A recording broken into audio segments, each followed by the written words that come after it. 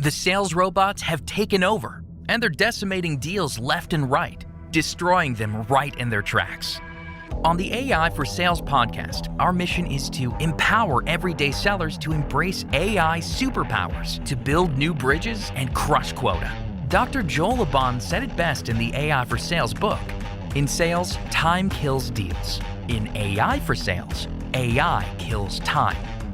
Join our hosts as we learn from the C-suite of the world's fastest growing companies about how you can leverage AI today to transform your sales revenue engine while being the best version of you.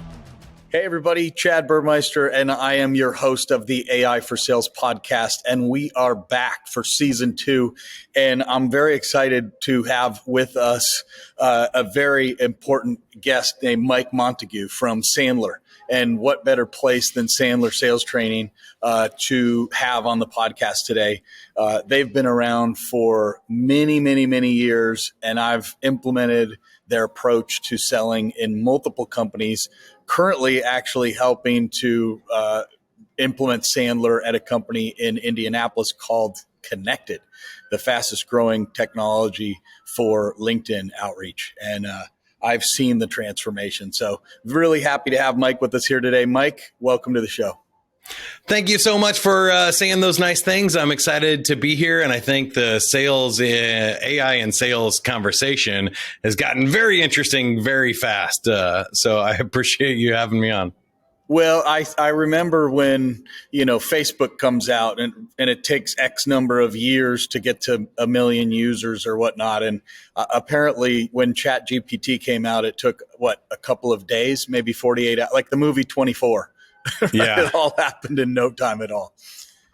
It's crazy. And I think people are really struggling to adapt that fast, right? When you had a few years to learn how to use your smartphone or new apps that came out and stuff, that's a lot different than the world of sales just changed in the last 90 days. Like, better catch up. Yeah, you better catch up. Well, let's dig in. This is exciting. Before I dig into AI and how Sandler interacts with AI, I'd like to help our audience get to know you. How did you get to be where you are today? Like, where did it all start? What do you think led you to this moment in time when you're running a podcast yourself at Sandler? Oh, man, it's a very long story, but I always tell people that I weave together 3 threads throughout my entire life. I've never turned down a chance to be on a microphone, a stage, a camera, or anything. I don't know what got it. My grandmother had a great sense of humor. She introduced me to Steve Martin and Martin Short and Monty Python and stuff. And I just always wanted to kind of be a performer. We would nerd out with her and my cousins and brother and sister and stuff and do different shows. So I wanted to be cool. I wanted to be on the radio. I did all of that. Now I host the podcast. That's a pretty natural thread. My dad became a Sandler trainer when I was a junior in high school. So I won't say what exact year, but about 28 years ago. And I listened to these cassette tapes of David Sandler back in the day, and it was unlike anything I've ever heard from the Midwest. If you're a 15-year-old kid, you hear this East Coast guy just telling it like it is to salespeople and being a motivational speaker. And I was like hooked. I fell in love with it. And number 3 is what we're talking about today, the technology. My mom won a computer, an Apple IIc computer in a radio station contest when I was like 6-7 years old. And there were no programs then. So in order to learn how to use the computer, I had to write code. I had to figure out how to connect it to news groups and the internet when they first came out. So now I'm definitely giving away my age. But I designed over 200 websites. I started making like $50 an hour making websites in high school, and did that through most of my adult life. And in radio, I had to get into social media and stuff. And so all of those 3 things came together when I started working for Sandler Corporate. So I get to make online courses, cool podcasts and video content, do social media, and it all just ties together in a nice big bow. How cool is that? We had an Apple IIe, I remember, and we used to program, me and my brother, choose your own adventure programs, right? So I learned how many at times first did you if die put of in- dysentery? That's what I want to know. Yeah, definitely. That was one of the top ways to go back then. That's an inside joke. We didn't have dysentery in the 80s. We had Oregon Trail. All right. Yeah. Yeah, exactly. I remember writing the code with 0010 and then 0020. And I was like, that doesn't leave enough variability. So I started adding in 001 or 0100. So I spaced it by 100 so that if I needed to make changes, I could add more lines of code throughout. Wow, So that's pretty cool. Those were fun days. Okay, what are your thoughts on the biggest problem that you're seeing out there? You've had people on your podcast all the time. And by the way, if you haven't checked it out, I highly encourage it. It's got a lot of amazing content and people that come on. I know because I'll be on there someday soon. Right? Yeah. What's the biggest pain you're seeing out there that AI has the opportunity to solve? You know what? I think the best one is improved targeting and personalization with messages. Other people can disagree, but I don't think technology is quite there. Maybe they're very fast where we're replacing salespeople and having conversations. But I think when I think about AI and salespeople, I think let's leverage the best of our human capital to have conversations, make emotional connections, have, difficult conversations about hard topics, talk about money with a human being. And let's use big data, AI, machine learning to do what it is best at recognizing patterns, looking into the deep dive data and saying, hey, this person clicked on these 4 pages of your website. They're probably leaning towards this stage of the sales funnel. You should send them this content, or you should ask them these questions. Or just like with our CRM systems, keeping track of things that we can't keep track of very well as human beings. So saying, hey, you sent a message to this person 5 days ago and they haven't responded. What do you want to do? You want to follow up? You want to kill it? You want to try something else? Giving those types of prompts to human decision makers, I think, is the biggest impact it can make. Yeah. Well, I mentioned to you Connected has been leveraging Sandler Training, and it's amazing to me because the level of adherence to the proper way of having sales conversations, it reminds me of WebEx pre-Cisco acquisition, right? We built a machine of online selling before online selling was really a thing. And seeing that happen at scale in a company like this, and then capturing the recordings by Gong, and the managers will watch these Gong recordings at 3 times speed, and they can pick up where the call went awry. Well, Gong can pick up where the call went awry now, right? That's bonkers, but it's super cool. That's just the kind of insights that I think are really maybe the key word there is how are you leveraging all the data for now insights to make more educated decisions? Yeah, that's right. What a cool conversation. What about Sandler? Do you leverage AI today in your franchise locations and some of the, at corporate on your podcast? Where are you seeing it crop up in Sandler? This year, it's been all across Sandler. So we're going to have some really cool projects coming out this year that we're really excited about and partnering with some people. But we've been on things like Gong Call Analytics, certainly for our enterprise team and our franchise locations who are using it to sell and record their conversations, or even coaching conversations where they can flag a part of the conversation and send that to a manager and say, hey, practice this role play or follow up with the salesperson about this issue. I think those are really cool. Also in the personality kind of predictive analytics stuff, I think is really interesting. So we've used Crystal Knows for a long time. We have a new partnership with Humantic AI, which is predicting people's DISC profiles and how you should best communicate with them and when. I think those kind of things and giving prompts for salespeople are really powerful. We've been on that for a few years as well. And I think to a lesser extent, the chatbots, the chat GPTs, helping salespeople get your 30-second commercial started, help brainstorm ideas for a pre-call plan and say, hey, what are 3 questions a VP of sales would ask me as the salesperson in this situation. And you can describe that into ChatGPT and just start brainstorming answers. What are the top 10 questions? And then pick the ones that you think are relevant. I had ChatGPT help me write a sales joke recently, Chad. So I said, what are the top 10 ways a salesperson is like a weather forecaster? And they weren't all great. But it said both spend a lot of time in front of a green screen explaining charts. They get sent out to work in hazardous conditions and get blamed for the bad news they deliver. But the number one answer, I thought, in my opinion, was any forecasts more than 7 days out are completely inaccurate. Yeah, that's especially true. I'm in Boston at the moment, and here in Colorado, abide by that regularly, I think, as do most sales professionals. So I tell it as an example. It's funny, but as an example of if I was using that as a pre-call plan, I could ask ChatGPT, what are the 10 things I'm most likely to get asked? What are the 10 questions I should ask? And I don't have to use them all, but I can pick 3 good ones out that apply and then use those in the call. I think that is really, really interesting. Well, I have a colleague who's a business development expert, I would say, not representative. I would say expert, because he's got 20 years of selling behind him, and he works for Informatica.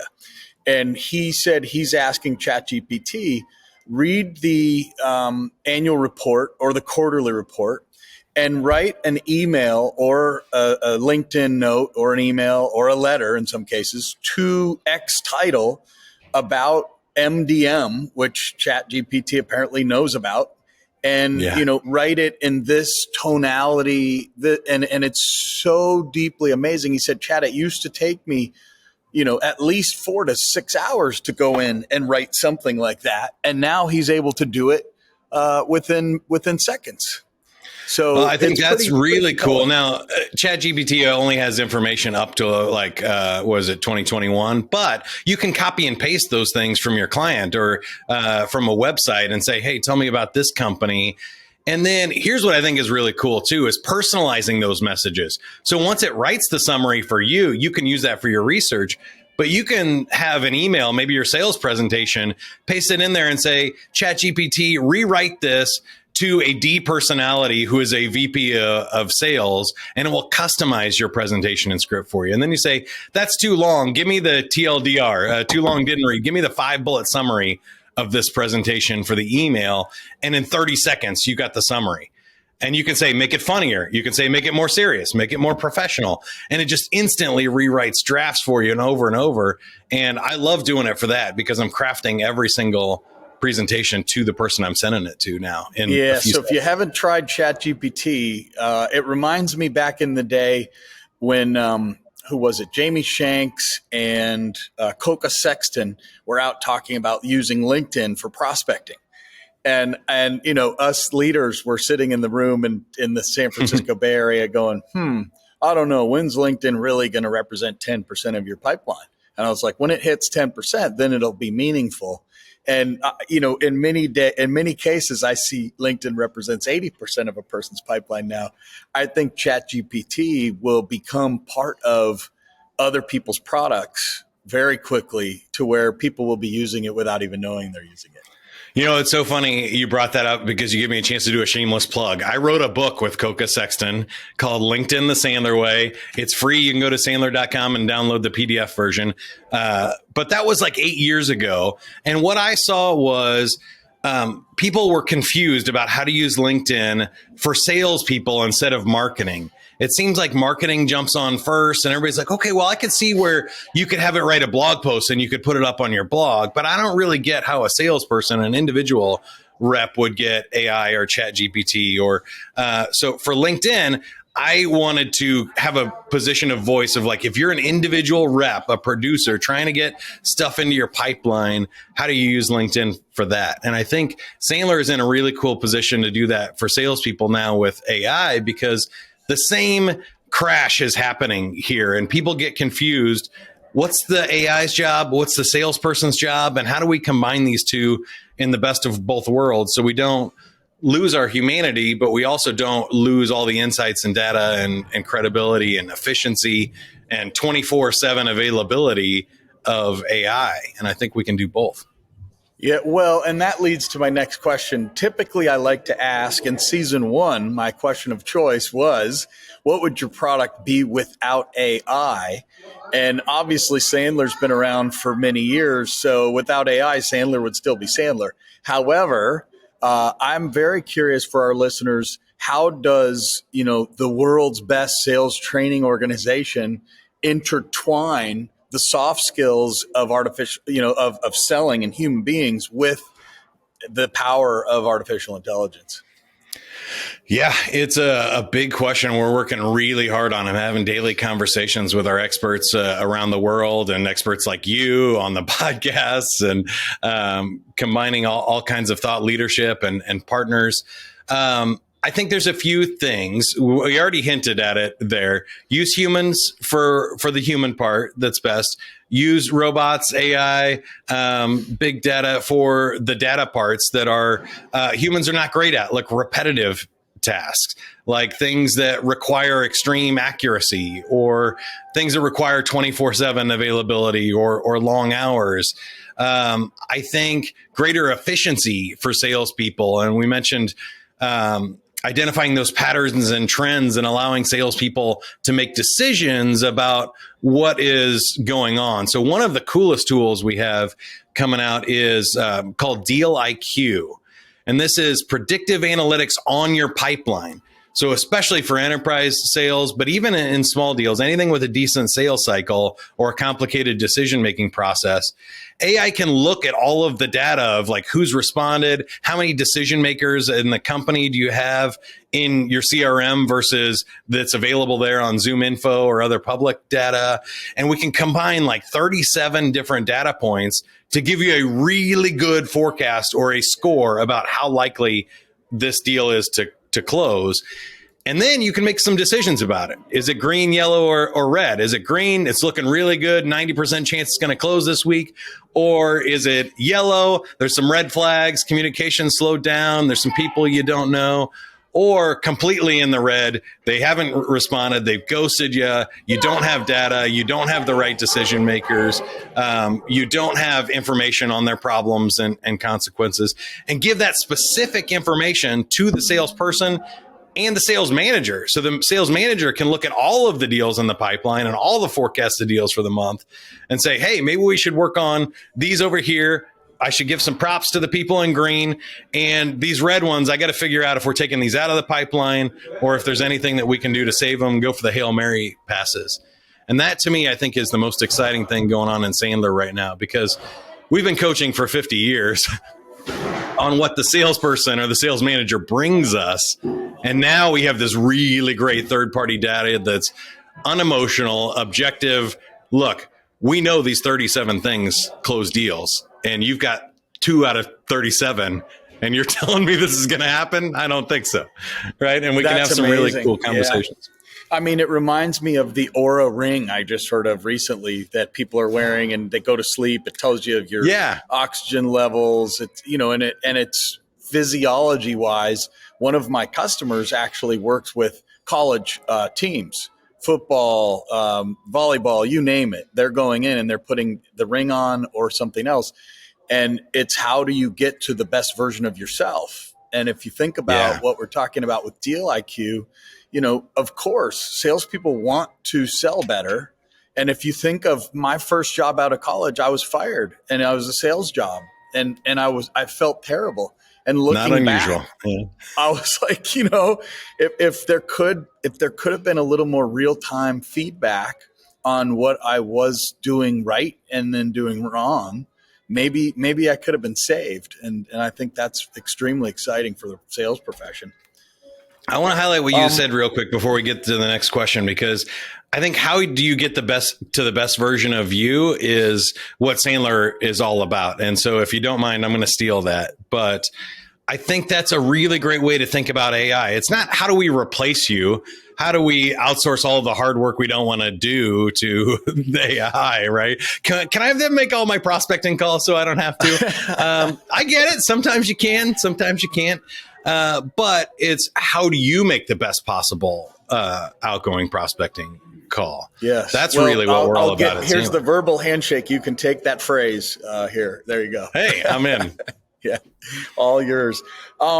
So let's talk about where it's going into the future. And it's funny because we're joking a little bit about an AI being able to have a conversation. And you've seen Google put something out 2-3 years ago.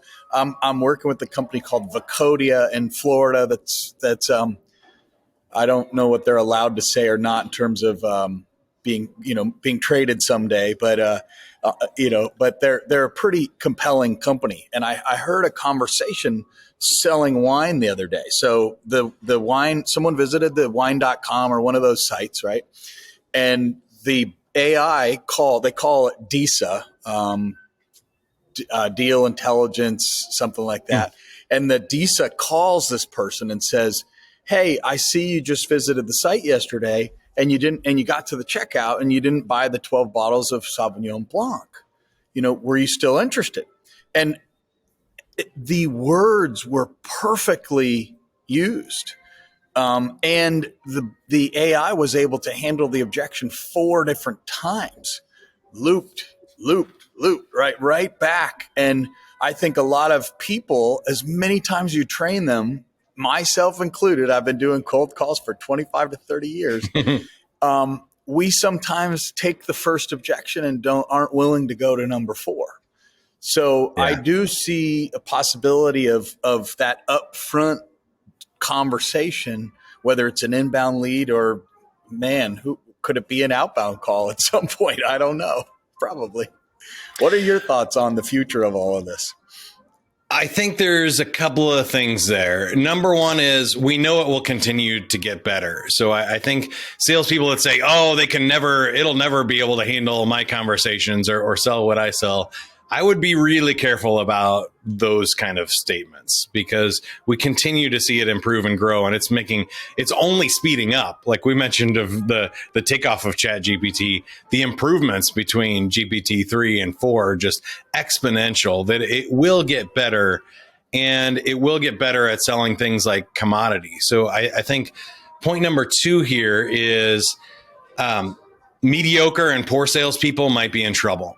We don't need somebody to read a script. If you're in a call center reading a script and saying what it says on the paper, we can get a robot to do that much better, right? But somebody that is a high-level professional seller that's building consensus between a complicated decision team, and they have to pitch to a CFO and a CEO and get end users involved and do product demos and complicated things and clear up red tape with government or a hospital, it's probably going to be a while before robots can do that, but there may be things that you can, like you said at the beginning, short circuit on, or could you create an AI database that has all of the frequently asked questions so that, a legal team writing up the deal can quickly type in and search and get information or copy about your products and things. I think if you're a poor salesperson reading off a script, or if you're a mediocre salesperson that's just dispensing information, you might also be in trouble. So you really need to move up to be a professional seller, somebody that is a trusted consultant to them, that's solving problems, asking challenging questions, knowing when to break the rules and go off script. I think that's where we all need to be and where we need to think about going. And so I'm really excited about that for Sandler too, because we don't train bad salespeople to follow scripts. We give really good salespeople like rules and information and ideas about how to break the rules to close more sales. And that's exciting. Well, I remember Dr. Joel Laban, if you know him, he was formerly University of Houston professor to the fastest growing sales school in the country. He had since moved to Johns Hopkins University. I think it's the only MBA for sales in the country, which is kind of neat. And he read the book cover to cover and then wrote the opening and the ending of the book. And the quote that always stands out to me, this was 3 years ago before this space really took off. And he said, in sales, time kills deals. In AI for sales, AI kills time. And if you really think about that, what it can do for you by writing the opener, by asking what 10 questions should I be asking on the call? If read the S1 and help me write a better letter to the CEO or the chairman of the board, like that would normally take you weeks or months. So to me, where this is headed in sales is, let's say a person has $1 million quota. They probably can start to take on a $1.5 million quota, right? Do more with less. And I remember hearing Bill Clinton speak at a Dreamforce conference once. And he said, hey, when I was president, I helped raise productivity of America by 5%. And he said, we had some of the best boom years ever. And I look at and that was kind of internet days. Now you think about the power of AI. I suspect there's more than a 5% productivity bump that's on the near horizon. Yeah, I think so for sure. I think there is a ton of that going on. And it is also really interesting to me that there are some things that, again, that humans are great at. There's some things that robots are great at. So some of the things like what made sense to me was in nursing homes or somebody with Alzheimer's, humans get really frustrated and not real great customer service when they get asked the same question over and over again by a patient with Alzheimer's. I've also seen that a lot in customer service and in certain sales reps where it's just you do not bring your best engagement to a bad question or a repeat question on the 1,000th time you've had it than the first time you had it. So I think there's a lot that we can think about with our sales teams of going, how could we have a robot do that? How could we have an AI chatbot do that? How could we automate some of these things that are really frustrating, really time consuming, really labor intensive for salespeople, and leave the emotional connection, the resonance, the creativity for the humans and let people do their best work. Yeah, amazing stuff. Well, it's been a fabulous conversation with you this morning, Mike. Any kind of parting words of wisdom, and then how can people get a hold of you? You bet. Sandler.com is the best place. We have an enterprise team if you have more than one location, or we have over 200 locations in the United States and Canada, so you can find one near you there. As well as download the LinkedIn book for free. You can find that in our resources section, along with a lot of other cool stuff. And the How to Succeed podcast. You're listening to a podcast right now. Search How to Succeed in whatever app you're using, and follow us there. We talk with sales and leadership thought leaders from around the world. It's got over 600 episodes, 3 million downloads. It's doing real great. We have fun conversations, so love you to join the party there.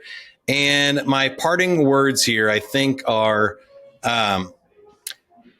just don't stop learning, right? We all need to grow and learn. And sure, would we love to coast for a little bit and just fall into our habits and routine and comfort zone?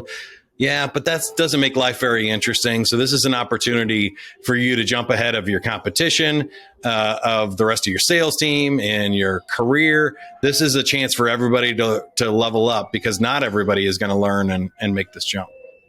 Yep, very good. Well, we've been talking to Mike Montague from Sandler. It's been an amazing conversation. Episode 1 of season 2, and did not disappoint. So thank you very much for your time today, Mike. Really good to see you. Thanks for being here. Good luck. Thanks, everybody. And we'll catch you on the next AI for Sales podcast. Hey, you made it this far in your AI for Sales journey. Want to augment your sales growth? First, leave us a review and then visit www.scalex.ai to claim your free strategy session today.